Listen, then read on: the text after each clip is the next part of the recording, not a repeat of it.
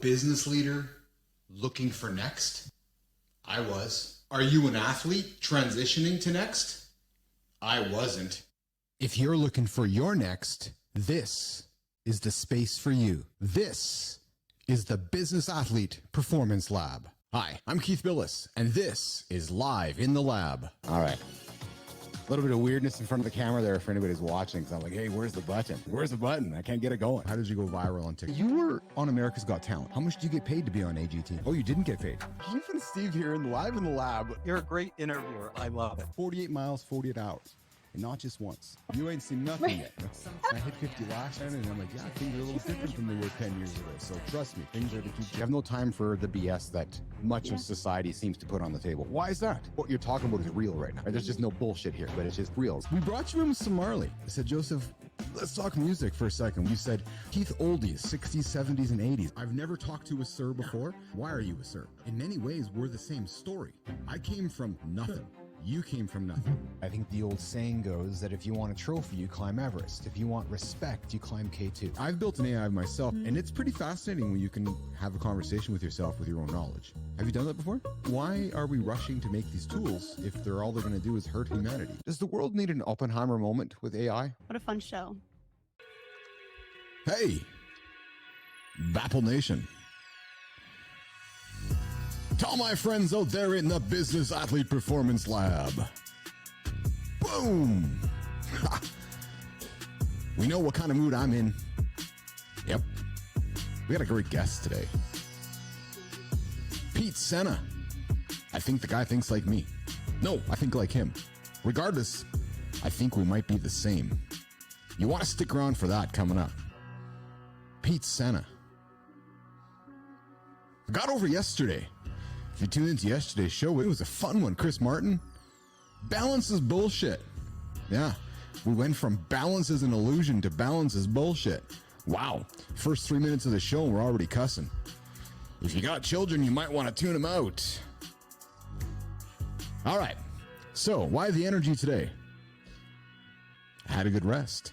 I got over my rest and recovery. I took care of the upper body again today. Shoulders and back. Got a little bit of cardio in. Yeah, put some good tunes on this morning. Got some energy. Did my research on Pete Sena. And I'm bringing it today. I'm bringing it for you guys. A couple things that I want to throw on the table for everybody to think about today. You been to the doctor lately to get yourself checked up? You're thinking, what? Did he just say, have I been to the doctor lately? Yeah. Personal question. No. It's a life question. It's a human question. Now, I'm not suggesting you gotta go and reveal everything to us here in the lab, but I'm suggesting put it in your head. Create some awareness. I haven't been in a long time. I'm bringing it up to you because I'm gonna go make that call myself. I'm gonna book that appointment. Go for my checkup. 51. I probably need to get into a better habit of doing that. Superman is human too. We're not invincible, gentlemen. We're all fallible. Go get your blood work done. Go for your physical. I have sucked at that. I use this show like my journal. When I write shit down, you hold yourself accountable. Now that I'm talking to all you, now that I'm putting this out there, I'm holding myself accountable. I'm going to get myself checked up. I have no concerns. None at all. Zero. It's just the reality. We're at that age, guys. We're at that age, guys. I'll repeat it one more time. We are at that age, guys.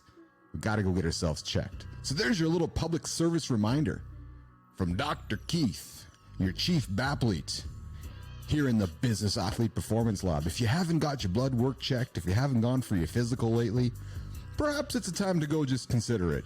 We're coming towards the end of the year. It's no month. You've already put your poison away for November. You're feeling good about yourself. You're thinking about how you're going to go into Christmas. Around the corner.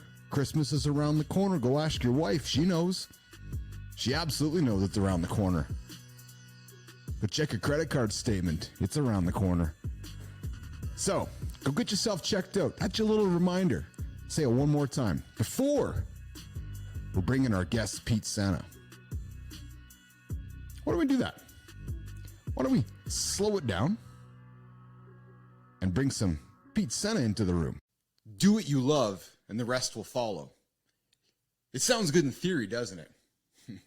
But what happens when you're doing what you love and it leads to great things? Like a successful, profitable business, successful athletic career. Maybe you serve many clients. Maybe you're on the verge of winning a championship. But eventually it brings you down and it brings you to the brink of a nervous breakdown. It makes you think of another old adage, a victim of your own success. We've heard Dale Weiss and some of these athletes come through the lab about this being a victim of your own success, a victim of your own identity. Not too long ago, this was Pete Sena. And these words that I spoke above came from Pete Sena. His company was designing amazing digital experiences for brands and their customers around the world, which is what Pete dreamt of doing his whole life. But one day he woke up realizing that Pete was no longer happy. In fact, he was miserable. Perhaps like many of you that are tuning in today. Pete couldn't even remember why he was doing what he was doing anymore. You know that song by The Verve, Bittersweet Symphony? That's the song that Pete cued. He was so busy designing his life around what others thought and expected that he managed to earn himself a dreaded spot and a lonely, exhausting spot on their hamster wheel of life. You know that hamster wheel. Endless emails, endless tasks. It's probably the reason you're tuning in here. You're waking up and you're going, where do I go next? Our guest, and those words that I just spoke, Pete Sena, he's coming up next. Pete? That's me. That is you. And we're going to get this off the stage. We're going to do this. We're going to cue it up. And I'm going to look at you and welcome to the lab. It's good to be here, man. You got great energy. Thank you. I appreciate that. That's the idea here, man. The idea is to bring great energy to the lab, bring energy to the audience, help guys get them through the day, make content for our audience, bring guys like you into the lab and have great conversations. Love it. I'm excited to be here. I love in-person interviews, and virtual interviews don't always hit the mark, but you're just knocking it out of the park today. I've actually had more vibes from you virtually than a lot of my in-person interviews. Sig ups to you and what you're doing in the lab. I appreciate that. I really do. We'll tell you something. Big props to you. Let's just jump right into it. I read this blog post on HubSpot, and I queued it up in the intro here, and the title was "How to Use Ancient Design Thinking to Transform Your Business and Your Life." But Pete, you went through some tough times in life. We all do. We all do. Talk about this article. Talk about the HubSpot article about finding your ikigai. Is that how you say it properly? That's a really good question. I've heard it pronounced ikigai or ikigai, okay, but that's my understanding of the pronunciation. It's a Japanese concept that I'll talk a little bit about. Yeah. So share the story behind the story I introduced you this way. So share that story behind the story of realizing that you were unhappy. You were on the hamster wheel, and we both know you get into it and you don't even realize you're on the hamster wheel. So how did you overcome it? Yeah, no, for sure. So the reason I tell the story, it's a vulnerable story, but the reason I tell it is because I wish that somebody had grabbed me by the shoulders and had said to me, like, this is where you're at. Because if I realized that, then I probably would not have been on that hedonic treadmill, that like hamster wheel of just spinning and spinning. And it's like the two metaphors come to mind. The first metaphor is a car that's stuck in the mud and you're just gunning it on the gas pedal, trying to get out of the mud, and the wheels are spinning and you're smelling the smoke and you're smelling all the stuff. And you're watching the motor just turn and turn and turn and turn and turn, and you're going nowhere. And you're like, Pete, I got to intro. The funny thing is, Pete, is us guys who do that on the snow or in the mud or in the sand, we love doing it, right? We're making sound effects, spinning the tires, making it all feel good, seeing that rubber burn and smelling. We're making ourselves feel good. And we don't, and then when you put that into the real life, you don't even realize it, do you? And what we all realize is the way that you're going to get out of that trench, the way you're going to get out of that mud is you actually have to rock with it. You actually have to Yes. rock with it. And that's the way that's going to help you break out of that thing, is not just gunning it full on forward, which is pretty much how I spent most of my life, is gunning it full on forward. What I always say is, like, there's a reason that the rear view mirror is so small and the windshield's so big, right? Because you don't want to be looking in the rear view. You want to just be hitting forward. But at some point you hit the wall, right? And we've all been there. You've had a lot of athletes on this show. I like to think of myself as a mental athlete, not a physical Yes. athlete, but I could lift a little bit too. But as a mental athlete, I think, to answer the question and to be really real and raw with you in the audience here, is like, I found myself in a situation where I had set a lot of goals for myself Mhm. and I achieved all of them. And at some point, I just stopped keeping score. I stopped making new goals because I just was kept going. And I'm like, I got into this habit that a lot of us get into, where it's the more habit, right? Okay, I'll be Mhm. happier when I get this new car. I'll be happier when I get this new house. I'll be happier when I get this new thing, when I hire this new employee, when I build this new company. And we get to the next pinnacle, and then we actually lose ourselves a bit. And I remember, like it was yesterday, my brother, who I love, he handed me a book with a post-it note. And the post-it note was really emotional for me to even talk about now, because it was like, "Hey, bro, I love you. I'm really worried about you. You're not really being who you are." At the time, we were actually working together for a short period of time. And the book was a book by Dan Harris called 10% Happier. And for Yes, those I that don't use the know, meditation. I meditate with Dan. awesome.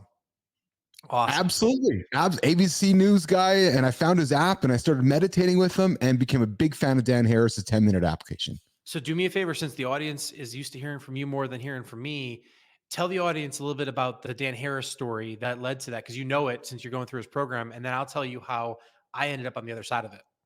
So I believe, if I can recall his story, is he was stuck in a place. He was looking for a meditation or some kind of service to help him. And he realized he couldn't find one. So he went and started this app himself and started this 10-minute, and realized that if he could just take 10 minutes out of his day to be mindful, he would have a more productive, more healthier, a better day, a mentally better day. And he said to himself, there's no reason I can't find 10 minutes in a day. Like 10 minutes is, we You're not waste. wrong, but let me get real raw with the audience, right? That was the solution, but let's talk about the problem, right? So the problem was, Dan was on the hamster wheel of life. Dan was trying to get to that next anchor spot, that Peter Jennings level success. Mhm. And he got mixed up a little bit with drugs, got mixed up a little bit with this sort of like hype cycle of life. I luckily didn't have the drugs part, but I'll just tell Dan's story for a second. And then he gets on the Mhm. show, and on a national broadcast, he basically had Jim Carrey in that funny movie where Jim's just speaking in tongues like blah, blah, blah, blah, and he basically broke down on live national TV, and he went through a breakdown. And because he's a journalist, an investigative journalist, he went on to research religions, to research all these different things, because he was a skeptic of meditation. And then ultimately, what 10% Happier is about, that his book, it's a raw recount of his story of getting to the close to the pinnacle of his success, not taking care of himself, which we know a lot of us sometimes forget to do, especially as men. And then he broke down and he had a nervous breakdown. And the road back for him was a tough road. And one of the ways he got back was through meditation. So I tell that story because I was on a similar place. I had built a couple of companies. I was, by most people's definition, I was successful. I was financially Mhm. successful. I had a great big team. I had really smart people around me. I was married at the time. I'm still married. I love my wife. And I hit a wall. And my brother gave me that book, and I read the book. I shrugged it off. And then I remember it like it was yesterday. It was about a week or two after I read the book. And I was like, yeah, I'm not really going to do this woo woo meditation stuff. And I thought I was having a heart attack. I thought I was actually dying. I had like tunnel vision, the sweats. Like I just felt like I was dying. It was terrible. Even just talking about it triggers me a little bit now. So I go to my doctor. I'm like, he hooks me up. We do an EKG, the whole thing. And he's like, heart's fine, dude. And he's like, you just had an anxiety attack. I'm like, anxiety attack. That's not an anxiety attack, man. I felt like I was dying. I was like, Yeah. this is it. Yeah. Life's flashing, the whole thing. And he's almost like, I remember him holding out two hands, and he's like, so you can take this pill, like write this prescription, and it's going to help all this stuff, but there's going to be some side effects. And we can imagine as men what some of the side effects are from some of those things. So I don't really like the side effects as a guy in my 30s, right? There's Sure. some physical activities I like to participate in without the little blue pill. So when that comes up, he's like, or you can try this meditation thing. And he shrugs it off. So I discover an app called Headspace. But Mhm. because I got ADHD, I'm listening to this lovely guy with a British accent. And I'm like, I wish I had a freaking British accent. And I can't meditate. So then I switch over to this app called Calm. And it was like guided meditation. So I'm fighting through it. I'm like, this is bullshit. And the thing with meditation too is for all of us in the lab today, right, like we're performers, right? We want to get to the next level. Mhm. We want to hit it hard. So I'm like, I can't get this meditation thing. And you don't, you can't beat meditation. You've been doing it now for, I don't know, something like 8 years nonstop or something. I Good keep for you. tally of it. But needless to say, long-winded way of saying I had a breakdown, and the only way to have a breakthrough is something has to break. And in that case, something broke for me. And meditation completely helped me with establishing a healthy self-care journey. I meditate every single day. It helps me in more ways than I can even describe to you in the audience. It's a staple in my life. I've meditated on airplanes. I've meditated in hotel bathrooms. I've meditated in the labor room the day my wife was about to have our son. And it's like a Cinderella turned into a pumpkin story or whatever, or turned into a pumpkin. I will not let a day pass without sitting for at least 10 minutes a day and doing that meditation. No matter what's going on, no matter what shit hits the fan in my day, meditation is a staple in my life. And it's an amazing staple. I've learned a lot about myself. And ultimately, on that journey, back to your point about Ikigai, it was on that journey where I said to myself, what is next for me? Like Mm. people see me, I'm the smiling guy, I'm the happy guy, I'm the guy that seemingly has all the answers and has my shit together. What they don't see is the anxiety. What they don't see is the depression. What they don't see is the ADHD, the imposter syndrome, the not wanting to get out of bed in the morning. Nobody sees that, right? Because we as men, we hide that. And I say that's bullshit. Now I just put it out there for everybody to hear. Right? So I'm searching and I'm reading these different books. And I read a great book called Blue Zones. And what blue Mhm. zones are, if you're not familiar and the audience isn't familiar, you're probably familiar because I feel like everything, but the audience might not know what blue zones are. Is that blue zones are a place in the world where people live the longest and the healthiest and have the happiest lives. And the study goes on and finds all these different places. And one of the places in the world is Okinawa, Japan. And as it turns out, in Okinawa, Japan, there is this concept called Ikigai. And what Mhm. Ikigai is, and I wrote about in that article, is the way that I describe it in my understanding of it, is it's where your raison d'etre, your reason to be, your reason to believe comes together. Now, the true definition of it is all about being at one with yourself when you understand your life's purpose, when you understand why you're here, and all these things come together, your sense of community. That's how they mean Ikigai. I've taken the entrepreneurial stretch and the liberty of extending what I believe is my Ikigai, which is the center of the Venn diagram. What does the world need?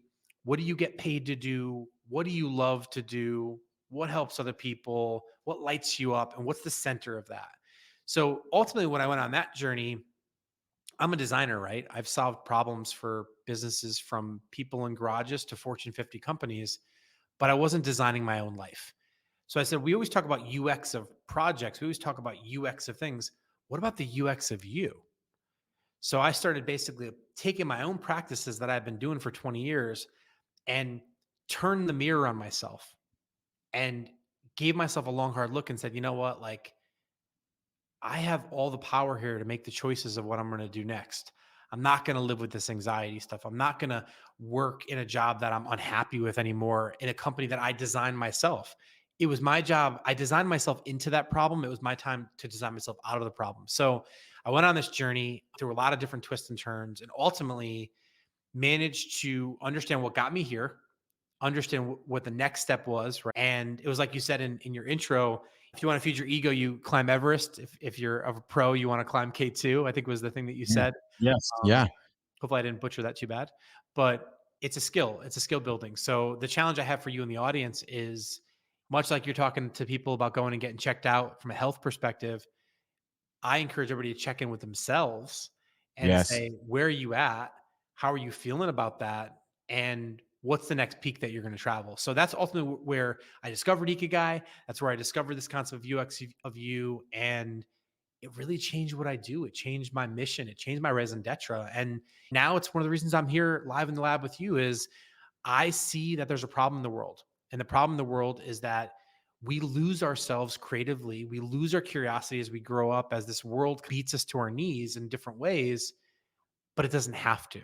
So I'm on a mission now to, as much as I don't love being in front of the camera, but I'm here today with you guys in front of the camera because I believe creativity and curiosity is a skill. It's a Mhm. practice. And when we practice Mhm. it, we can live happier, more fulfilled, more joyous lives. And more importantly, every fucking rock star business leader that I've ever met, it's not about them just having their shit figured out.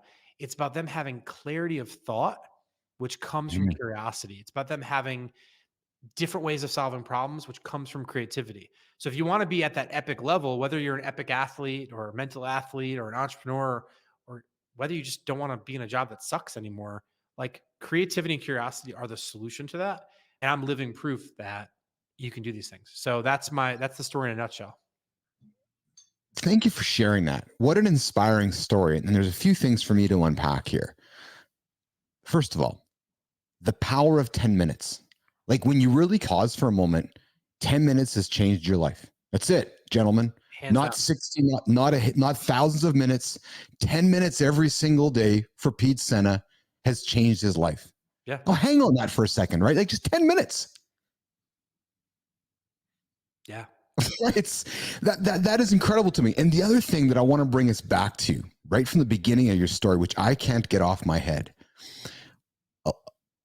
Friends, brothers, family, we want to approach somebody. We don't know how to do it. We don't know if we should sit them down. How do we talk to them?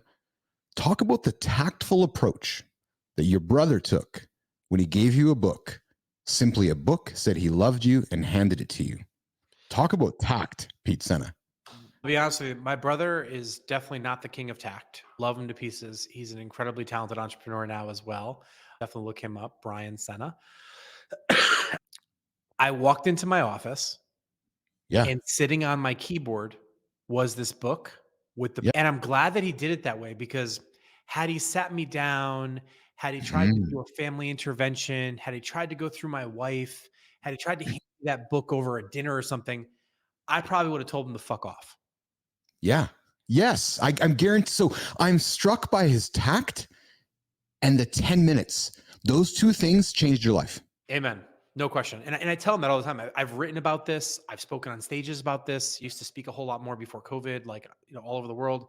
And definitely want to get back into that. I realized recently I filled in for a friend of mine, actually. She was at traveling and she's like, hey, can you fill in for me at this AI event? I'm supposed to speak there. And I was like, sure. And I did it. And I was like, I hadn't spoken live in a while. And I was like, oh, I missed this. And Yeah. that's why I was so stoked about this weekend in the lab with you. And I was like, oh, dude, like I got to get out there because as much as I'm an introvert and I need to recharge by myself, being able to share a story of like where I all but broke down and was like that car stuck in the mud Yes. and realize where I'm at now, I'm like, if I could help one person with that story, like it's worth every minute that I could ever put into it. So yeah, that's why I'm here. I'm excited to be here and just help people get through it because it's like, you know what, like check in on your friends, check in on your family, because the Yes. reality is like, how many times do people actually ask you, how are you doing? It's like people go, hey, and people go, hey, and they put their head up and how are you? Oh, good. Going through. It's like the response, right? But how often do people actually say, you know what, Keith, how are you doing, man?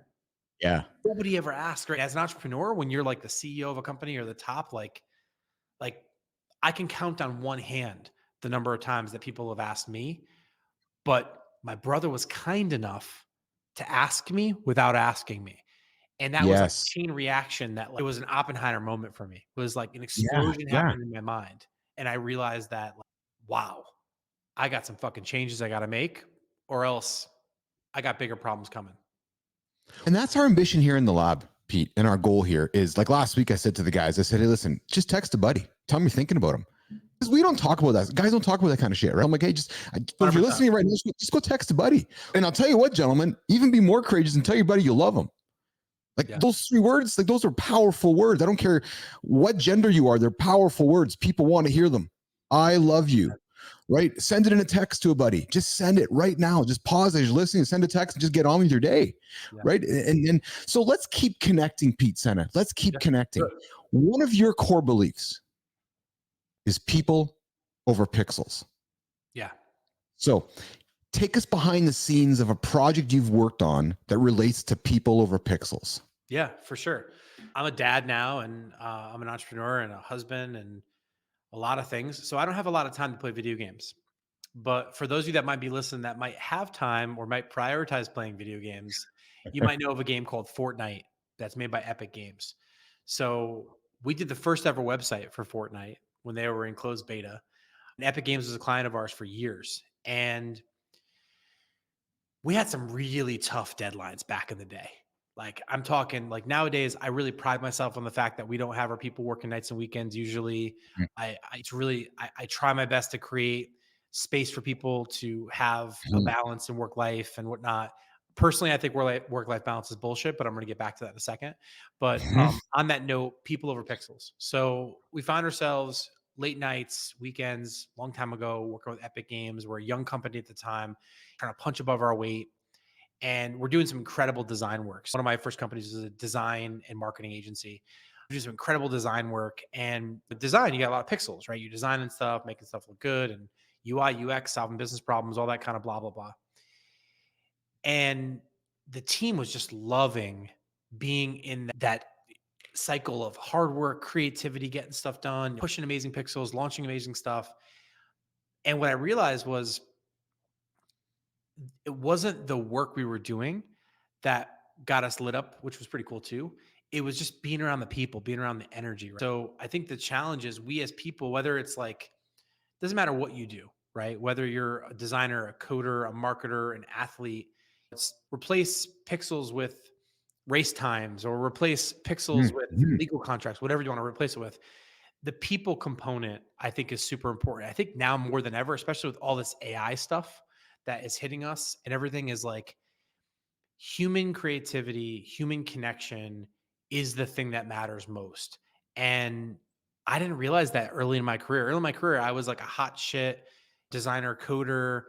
I thought that like the work sold itself, the work tells its own story, focus on the outcomes and focus on the work, don't get focused on the people. And like that was a huge mistake. So I learned way back then, focus on the people take care of the pixels, not the other way around. So that's where like, it's people over pixels across the board for me. People are your greatest asset, whether you're a team of 2 or a team of 2,000 or bigger. Our people are our greatest asset, and relationships triumph above anything else. And I learned that the hard way. Again, as an introvert, as a shy, nerdy kid, that I was like weird science in the 80s. Like that was my thing. Like it was just like tinkering on a computer versus people. And I think that I wish I invested in people earlier. I learned the hard way, and that's why I put it out there now so that somebody hopefully doesn't have to make the same mistake that I made. It's a great mantra, isn't it? People over pixels. It's simple, a couple P's together, and probably Pete, another P, is that in a world of AI, it gets really easy to put AI over humans when in reality, let's put humans over AI, right? Yeah, I have a lot. I have a lot of spicy takes on that one, but I don't want to break your flow. So then, we're going to flow into it. So then, in your opinion, what are the key skills and mindset that today's digital leaders need to adopt to stay relevant? Is it people, AI, pixels? What are you saying to digital leaders, business leaders right now that are trying to figure the AI world out? Yeah. What's Pete Sena's view? So I'll share my view, and both individually and as a worldview. I think the reality is that progress over everything. Focus on getting 1% better every single day. Focus on perspiration over inspiration, right? Because it's doing the work that's going to help you get better. I think people focus on the shiny object, the next new AI tool, the next new thing, or they don't, or they ignore it and say, that thing will never ever replace me, whatever. Here's the reality. Wake up. Because at the end of the day, AI is not coming for your job, but somebody using AI is coming for your job. They're going to do it faster. They're going to do it better. They're going to do it cheaper. So the reality is, don't you want the best tools to be the best practitioner no matter what you do? Whether you're a lawyer, an architect, a coder, a designer, or a marketer like me, at the end of the day, don't you want the best tools? If you want to start on those tools when it's already too late, Or do you want to start on those tools now when we're in the early days, when you can make mistakes, when you can fuck up, when you can experiment? I've always found that like the early adopters are the ones that understand how to tinker with this stuff early. So at the end of the day, it's not about humans or AI. It's not about technology or pixels over people. I think it's about progress, right? It's about leaving space in your day. So I have a rule, I call it 70-20-10. I'll talk about that in a second, but leaving space in your day for new experimentation, leaving time in your project schedule, whether it's a small project or a big project, to just tinker a little bit, open up that Mhm. beginner's mind. Because what I see right now is some of my friends are at the top of their field, at the top of their career. And when you're an expert in everything and you're not a beginner anymore, you're weak, you're vulnerable, and you're vulnerable for an attack that you don't see coming, which is somebody coming out of left field, whether it's a tool, technology, a person, a competitor, whatever it is, and you're going to get knocked out of the game fast. So what I would say is beginners understand that experts are beginners and beginners are experts. And I think we have to do that now with these technologies because there's so much possible today. And there's a whole lot that's going to be possible 6 days, 6 weeks, 6 months from now. That's not even remotely possible today. As a creative professional, I wake up now. The creator went from a CEO of a big social media company. Now I tell my kids, Dad's got a YouTube channel. Hey, by the way, subscribe to the channel, everybody, if you're listening to this. Subscribe to this channel. But my point is that as a creator, Pete, has it never been a more fun time? Let's use the word fun. Simple 3 letters, fun. It's never been a more fun time to be a creator with all these AI tools, isn't it?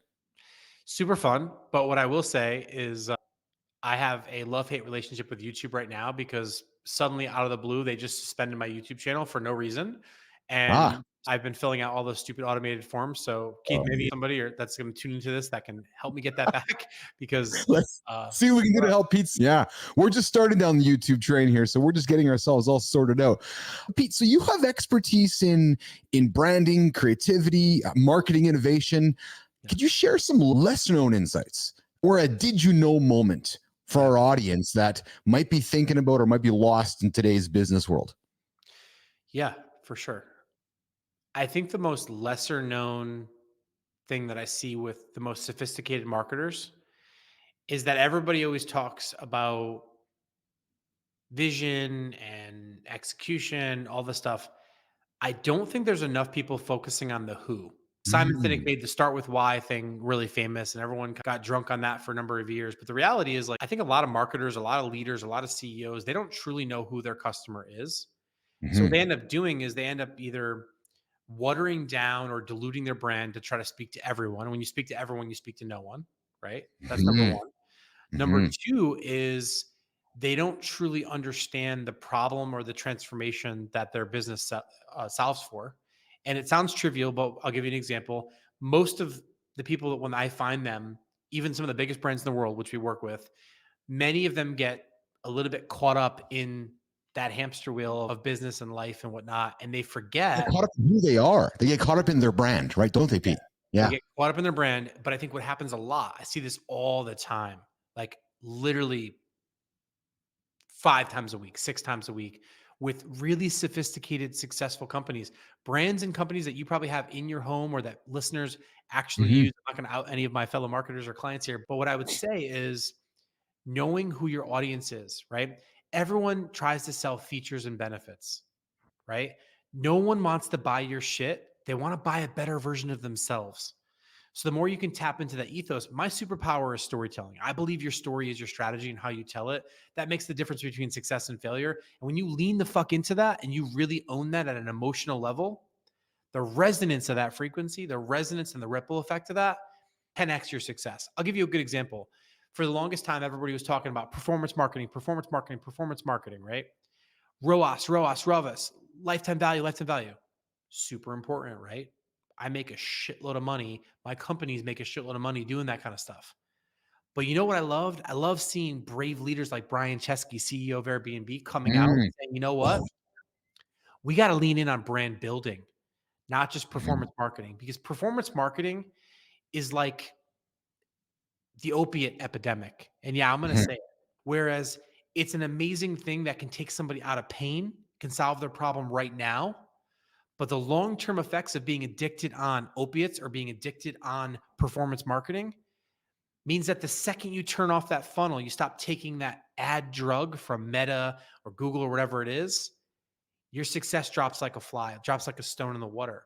So I think what I love is when leaders like Brian Chesky come out and say it, when leaders at places like Nike come out and say it, it's not just about the ad, the performance marketing. It's about the brand. It's about what you stand for. It's about the transformation you create in people's lives. It's about leaning into that true raw realness. I'm purposely not going to say authenticity because it's such a buzzword. The raw realness, right? Gen Z does not trust over polished content, right? We grew up in the era, you and I, where everything had to look perfect. Before we had 4K, it was 1080. Before it was 1080, it was 16:9. It had to look good. It had to be high production value. Gen Z doesn't touch that. Like, they don't trust it. They think there's something being hidden, right? Because they feel like they've been being lied to. So when we look at the younger generations, Gen Z, Gen Alpha, they want it real. They want it raw. They want to know what their ingredients are. They want to see a see-through bottle, right? They don't want chemicals in their shit. They want to make sure that they're going to hold people accountable, right? I love that. Because what that means for me as a purpose-driven marketer, it means that the companies I work with now are the people that want to launch products and services and experiences that transform people's lives, but they want to do it in a responsible way. They want to do it where they care about their offsets. They care about the things that they create. So that's why I'm pretty stoked up now, because I'm like, you know what? I've been saying this shit for years. No one's listening.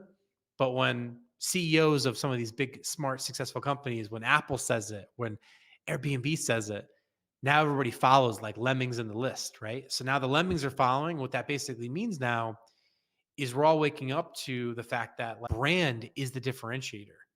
Brand is the thing that makes you pick this thing versus that thing.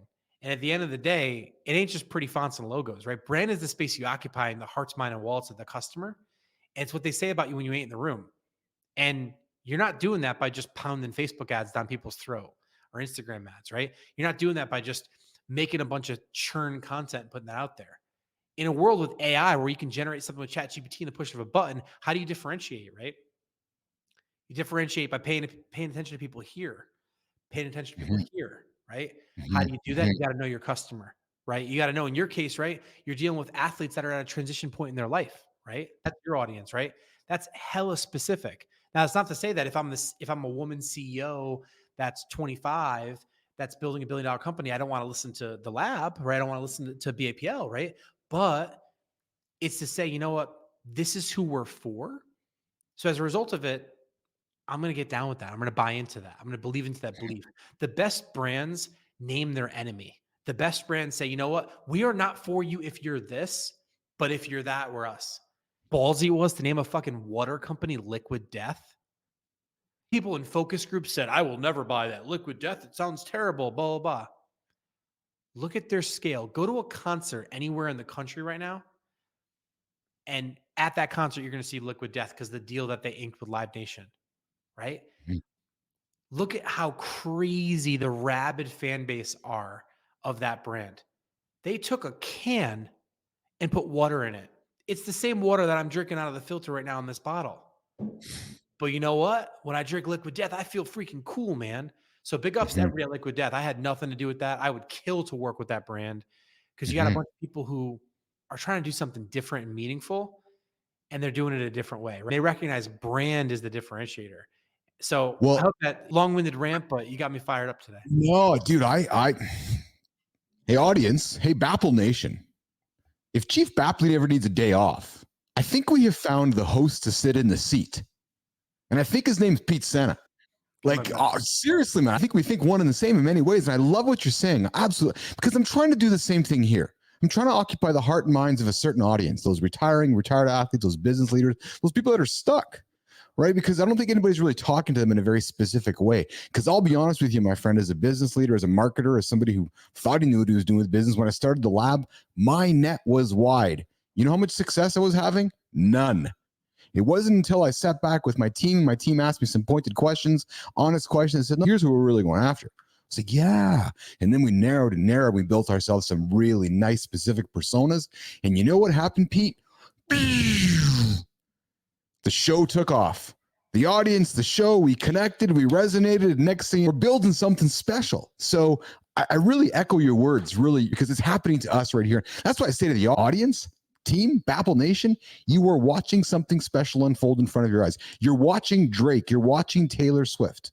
Taylor Swift didn't start in the stadium. She started in the clubs. So it's the same thing happening here. But Pete, I'm wary of time because I'm also going to say, and I say this to many guests, but I'm going to actually accentuate it with you. We got to get you back for hour 2, hour 3, hour 4 because we got to keep booming here, my friend. We absolutely do. But hey, listen, how do you got energy? How do you personally stay motivated and creatively sharp in a field that's constantly changing and moving? You've been vulnerable throughout the show, but there's got to be, how do you do it, man? How do you stay sharp and how do you stay creatively going? I do this thing every single day, and I have days like fucking yesterday. I was said to the audience, yesterday was a tough day for me. So how do you stay creatively sharp and on the go when things are always changing, my friend? 10 minutes? Is that your trick? That's certainly one of my tricks. That's my staple. That's my staple for sure. Honestly, the people around you, the company you keep, your friends, your family, your loved ones, where, what I always say is like the one currency that we all share right now is time and attention, where we put our time and attention. I think I love Tony Robbins. I think the guy's a fucking brilliant man. He's obviously rich for a reason, super successful. He says, where the energy goes, the energy flows, right? Where the attention goes, the energy flows. And there's 100 other ways he said it. Hopefully I'm not butchering it. But for me, I try to put my attention on positivity and not toxic positivity, as some people talk about. But I don't listen to the news most of the time because they're just feeding me things that want to make me depressed. I spend my time around positive people. I have an amazing team. All my companies have amazing people that work there. And it's the team that keeps things together, right? During the hard times, right? And like, look, we all have it. Like, I had a day this week. I didn't want to get out of bed. I was like, you know what? Like, fuck this. But I didn't want to let my team down. I knew that like, I made a commitment so that being there, the same way I didn't want to let my personal trainer down, right? The beauty of having a personal trainer is like, I know he's waiting for me at the appointment. I can't blow that off. So now that's why I work out. It's accountability, I think, is the key thing.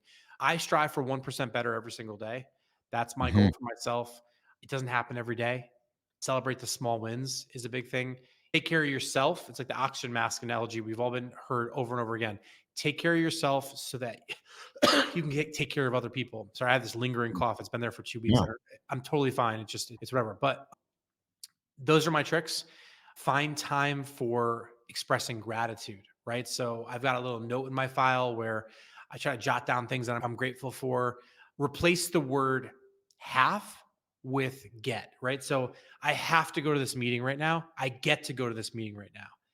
I'll tell another vulnerable story. Like 2 weeks ago, I was chatting with an old friend and we were going back and forth. He was a big executive at a very successful company. And we would go back and forth and we're talking about getting together. He loved barbecue food and we was going to come down to my campus. We're going to get lunch together, going back and forth on LinkedIn. And I see a post over the weekend and it was from his family on his page. We regret to inform you has passed away. And I'm like, fuck, man. I was just talking. Why I say that is not to feel sorry for that person or for their family, which I certainly do, or not to feel sorry for me, but rather to say, you know what, like switch I have to, I get to. Not, oh, I have to go to this dinner tonight too. I get to go to this dinner tonight. I get to do this because there's lessons in everything. And I think that sometimes we all get fucked up on our own shit when we're stuck in it. Like, pain is relative, right? Like what might be debilitating to me is nothing for somebody who is living their life in a wheelchair or is struggling with some other thing. Everyone's battling a struggle. So check your shit at the door to the best of your ability. And again, for me, my super tricks are lean into love and learning. I love to learn, right? I'm constantly absorbing new content, whether it's your YouTube channel or this podcast or this book or this documentary or whatever it is. Experiment. Don't just ingest knowledge. Consumption's easy, creation is hard. So for me, I try to write something at least once a day, whether it's something as stupid as a tweet or a post on X, whatever. Thanks, Elon. Something as stupid as a tweet or something as comprehensive as a video like we're doing right now. So again, for me, it's learning, it's iteration. Self-care is critically important. Hydration, you see me drinking water. Again, our bodies and brains are a lot of water. Hydrate or die. Go drink a liquid death. Those are some of my super tricks. Again, I could talk about all the AI tools, but by the time this thing hits the internet, like a new AI tool is going to come out tomorrow. So I would say, We'll like, come back. We'll come back for part 2 for AI tools. Hey, sure. Pete, it's no coincidence that get and gratitude both start with G, right? And as I was taught by John Graham Harper last week about gratitude, and I'll throw it back to you. He calls it vitamin G, right? We take our vitamin C, our vitamin D, all our vitamins. I wake up every single day, take that mental awareness, taking my vitamin G, right? I'm stealing that, by the way. So tell me who Absolutely. to quote on that one. 100%. Yeah. I'll get you tagged in there with John Gray. Solid fellow, started a business. I get to meet interesting people every single day, and I get to learn something every single day, which is exceptional. Hey, Pete, I know we got to go running here. a social media agency, doesn't it? What's that? Certainly beats running a social media agency, doesn't it? Well, that's okay. We got hour 3 on the calendar for another meeting. Listen. We're gonna need something more than water for that meeting, my friend. I think so. Yeah. I want to be respectful of your time. This is your moment to say, to pitch Pete Sena, your agency, your business, anything you're writing, your speaking business. I want you to be able to communicate to the audience about yourself that I haven't asked or I haven't put out there. This is your time to go. Go. I appreciate it. What I would say to the audience is just thank you. Appreciate you giving me your time and attention. If there's anything you want me to unpack further, if there's something that you got that's valuable from this conversation, I'm pretty much everywhere on whatever channel you're on. So I'm Pete Senna on LinkedIn, I'm PeteSenna.com. On my site, I have a free newsletter that I launch every 2 weeks where I just talk about what's top of mind for me. I talk about my failures, my successes, and my journey because I didn't document it for a very long time. And now I want to start because I think it can help people. I look forward to giving that book to my son when he turns 18. Like, this is what your dad did. But yeah, I think if you got value from this, definitely let me know. I'm grateful to be here. I'm not here to sell you anything. I just want to help people unlock creativity and curiosity. So if you're struggling with that, if you're feeling stuck, hit me up on one of those channels. I'm happy to point you to some different things that are helpful. And who knows, everything starts from a conversation. And maybe there's a friendship that's in that conversation. Maybe there's a business partnership in that conversation. And who knows, I angel invest in companies all the time. Maybe I'll invest in your company. I don't know what possibilities might come out of that. But what I would say is everything starts with a conversation. Awesome. Pete, before we say goodbye, November is no month. And that for me, sometimes saying yes to something is the first time to say no. My poison's peanut butter goes with everything. And you know what? I put peanut butter aside last November, and this November, I'm like, all right, I'm doing it again. And I just go into Christmas without peanut butter. So I'm going to challenge you as a guest, as now an honorary member of the Business Athlete Performance Lab. What might you pledge for the month of November to say no to, Pete Sena? Depression. I like that. I'll tell you why. So I have seasonal affectance disorder. And so 2 things have helped me get away from that. One, I bought an infrared sauna, which has like chromotherapy light and near and far spectrum UV. Absolutely helps with that. Seasonal affective disorder is like the seasons change, it gets dark earlier, the whole thing. Yeah. Vitamin deficiencies, the whole thing.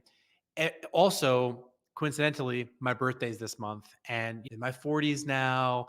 Yeah. That sort of hit a little bit different, a little quarter or midlife crisis, whatever you want to call it. So for me, I pledge no depression in November. We're on day number 16 right now for those that might watch this in the future. And so far, I'm keeping my pledge up. And I think what I'm doing is making sure I'm getting that meditation in, making sure I'm getting that hydration in, making sure I'm leaning into that gratitude, that vitamin G, like you just said, and then the infrared sauna. And it's helping me with sleep. It's helping me with immune system, the whole thing. So my pledge is no depression in the month of November, because typically November, combination of it's my birthday, time going around on the sun another time, those kinds of things typically pull me down. Novembers are typically a really hard month for me. I struggle a lot in November.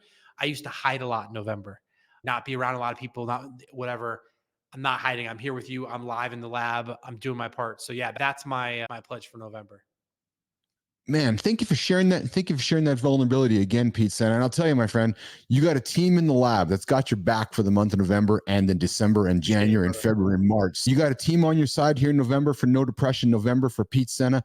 Pete, if you wouldn't mind just taking a second to hang out in the green room while I say goodbye to the audience, I'll come by and let you out. All right? Sounds great, brother. Thanks, Pete. All right, hang tight here. I'm going to say move you out here, do this there, bring me here.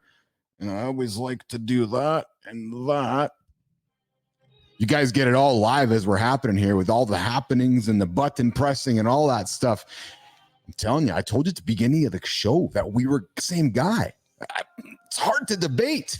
The energy that guy brings. You think I bring energy, you put us both in the room, we're going to blow it off the top of the roof. I felt like it was like a rap collab or something with me and Pete Sena. We could have just played off each other for the whole show. So we're going to bring him back. Absolutely going to bring Pete Sena back. If you're just tuning in now, go back to the top of the show. He talked about a lot of great stuff that's going to be relatable to you, I can assure you. Hey, we started the show with one public service announcement from the chief Bapl himself. Go get yourself checked out. Go get yourself checked out. Go book that doctor's appointment. Go get a physical done. And one last thing. You got 10 minutes today. I know you do. Just 10 minutes. Go take care of this. Go do some meditation. 10 minutes. That's all it takes. Go find a great app. There's lots on the App Store. Dan Harris is a great one as well. 10 minutes there on the App Store. 10 minutes to happiness. Hey, I'm Keith. I don't want to be 10 minutes late, so I'm heading out of here. We'll see you tomorrow, Friday. Yeah, Dale Weiss. Oh, hold on. No, next. So we're going to drop something special tomorrow because the recording we did last Friday, it got up. So we're going to run something special tomorrow in the lab while we sit down with Dale and somebody else for Chris Dingman's going to join us tomorrow in the lab for next week's show. Hey, I'm out of here. I'm Keith. I'm live in the lab. I'm live Monday to Friday, noon Central, -6 GMT in the Business Athletes Performance Lab.